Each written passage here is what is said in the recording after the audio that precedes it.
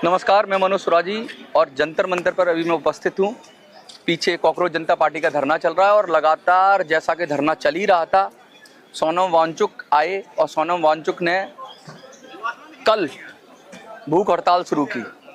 लेकिन भूख हड़ताल का आज दूसरा दिन है और बहुत सारी बातें हो रही हैं, जैसे कि धर्मेंद्र प्रधान के इस्तीफे की बात हो रही है, लोग मांग रहे हैं। लेकिन पेंशनर्स, आज मुझे बात आपसे करनी है, EPS 95 पेंशनर से बात करनी है।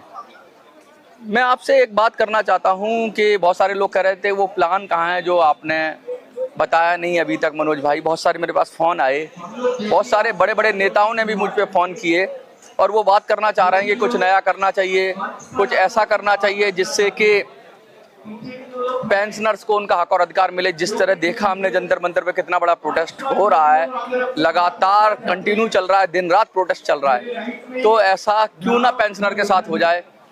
कुछ 500,000 लोग मिलकर भी प्रोटेस्ट को इतनी देर तक चला सकते हैं, तो क्यों नहीं पेंशनर्स जो लाखों में 78 लाख हैं, जो स्टूडेंट से भी ज़्यादा हैं या जो 1 करोड़ के लगभग हैं, वो क्यों नहीं ऐसा कुछ कर सकते। तो ये बहुत सारी बातें आ रही थी।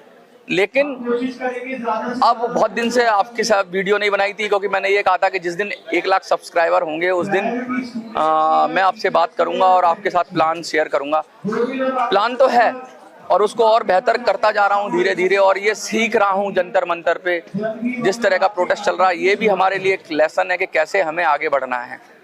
तो ये बात तो करेंगे, लेकिन आज मैं एक स्पेशल बात करने आया हूँ आपसे, और लगातार मैं ये कह रहा हूँ कि एकता में ही शक्ति होती है और एकजुट रहिए और हक की बात को हक से कहिए।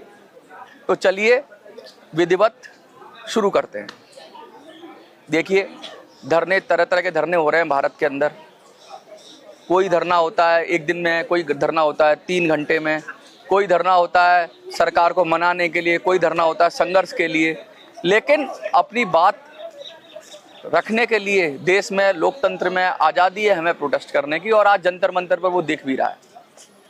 जिस तरह सरकार का बिहेवियर लग रहा है कि सरकार भी काफ़ी हद तक अब बैकफुट पर है, क्योंकि सरकार को पता चल गया है कि 10 साल से ज़्यादा हो गए हैं मोदी सरकार को, और नेगेटिविटी अब दिन ब दिन बढ़ती जा रही है। युवा तो गुस्से का सबब होता है कि युवाओं को अगर कोई छेड़ेगा तो फिर छोड़ेंगे नहीं, लेकिन बुजुर्गों का आशीर्वाद भी बहुत ज़रूरी होता है। अब युवा यहाँ जंतर मंतर पर खड़े होकर जो मांग कर रहे हैं धर्मेंद्र प्रधान के इस्तीफे की, उस इस्तीफे के साथ साथ आज मैं बुजुर्गों को भी मैं कहना चाहता हूँ कि आपको भी एक मांग करनी चाहिए। और वो मांग मैं क्यों कह रहा हूँ करने के लिए, क्योंकि लगे हाथ कहते हैं ना, बहती गंगा में अगर आपका भी काम बन जाए तो क्या गलत है। अब ऐसा है कि अभी कैबिनेट का रीसफल हो रहा है। ऐसी खबरें आ रही हैं कि जो कैबिनेट है, जो मंत्रिमंडल है, उसमें विस्तार कहेंगे ये, लेकिन उसमें कुछ मंत्रियों के जिनका काम ठीक नहीं है उनको बदला जा सकता है, उनको हटाया जा सकता है, उनको इस्तीफा दिलाया जा सकता है। तो बहुत सारी घटनाएं घट रही हैं आसपास। तो ऐसी घटनाओं में अगर हम भी कुछ मांग रेज कर लें और वो प्रधानमंत्री तक चली जाए, और क्या पता हमारे भी हक में कुछ आ जाए, बात आ जाए। तो असल में है क्या, मांग क्या है? मांग ये है कि जैसे युवा छात्र और जो नीट की प्रतियोगी परीक्षा देने वाले बच्चे हैं, वो मांग कर रहे हैं धर्मेंद्र प्रधान के इस्तीफे की, तो क्यों ना बुजुर्ग मांग करें मनसुख मांडविया के इस्तीफे की। जो श्रम मंत्री हैं हमारे मनसुख मांडविया, क्यों ना उनके भी इस्तीफे के लगे हाथ उनका भी इस्तीफा हो जाए। कम से कम ये संदेश तो जाए जनता के अंदर कि जो नकारा राज्य मंत्री हैं या जो नकारा कैबिनेट मंत्री हैं, उनको सरकार हटाए और हटाकर सही नीति और नियत वाले लोगों को लाए। क्या हो, अगर ऊपर से ही नियत खराब है फिर तो कुछ नहीं हो सकता। अगर एक मंत्री की नियत खराब है तो मंत्री बदला जा सकता है, लेकिन अगर प्रधानमंत्री की नियत पर सवाल उठेंगे तो प्रधानमंत्री को कैसे बदलोगे? उसके लिए तो सरकार बदलनी पड़ेगी ना। तो सरकार बदलनी पड़ेगी, वो अलग विषय है, क्योंकि लड़ाई में हमें ये भी पता करना है कि हमारा पड़ाव क्या है और हमारी डेस्टिनेशन क्या है। बहुत सारे पड़ाव होते हैं, जैसे कि अभी बात कर रहे हैं, युवा बात कर रहे हैं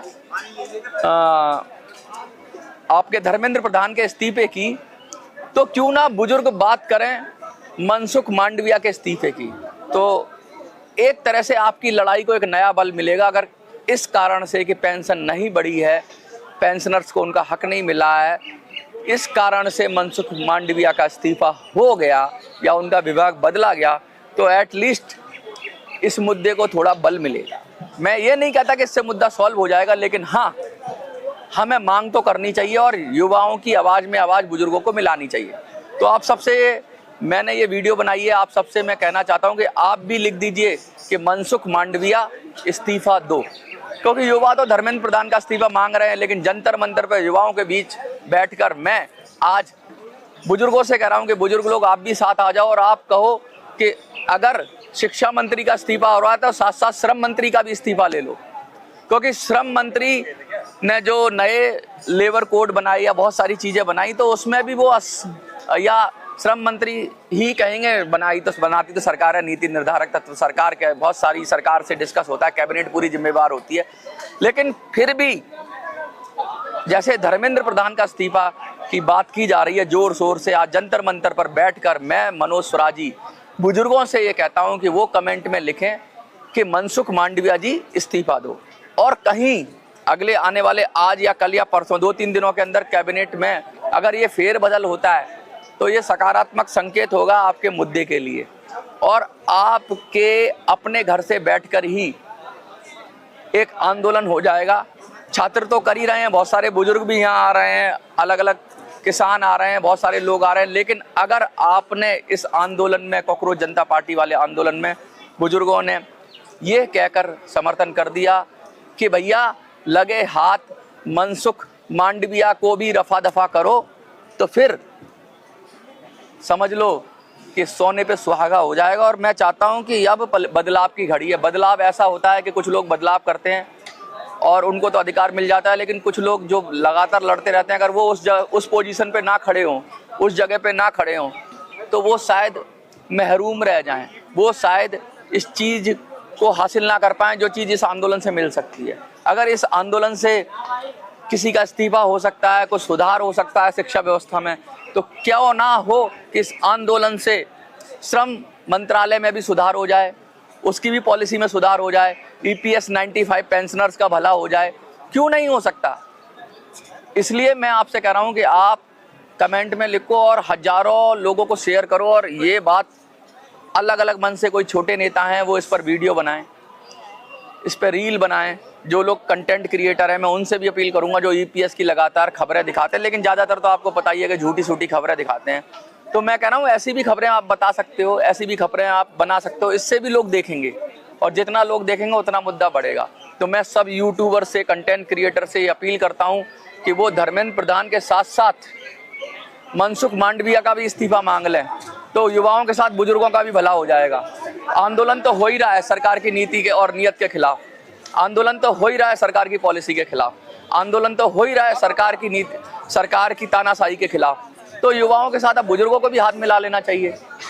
आप हजारों लाखों की संख्या, युवा तो कम है मुझे लगता है, लेकिन आप जब खड़े हो जाते हो तो आप तो 1 करोड़ के लगभग हो, जो लगातार 10 साल से लड़ रहे हो, 10 साल से परेशान हो, तड़प रहे हो, चिल्ला रहे हो, लेकिन कोई सुनने वाला नहीं है। आज देश में माहौल बना है ऐसा कि लोग सुनने को तैयार हो रहे हैं। आज देश में माहौल ऐसा बना है कि कैबिनेट में रीसफल हो रहा है। आज देश में माहौल ऐसा बना है कि क्या पता धर्मेंद्र प्रधान का इस्तीफा हो जाए, तो लगे हाथ श्रम मंत्री को भी रफा दफा करो, उनको भी निपटा दो। तो मैं आपसे अपील करता हूं कि अब 1 नहीं 2 इस्तीफे लो।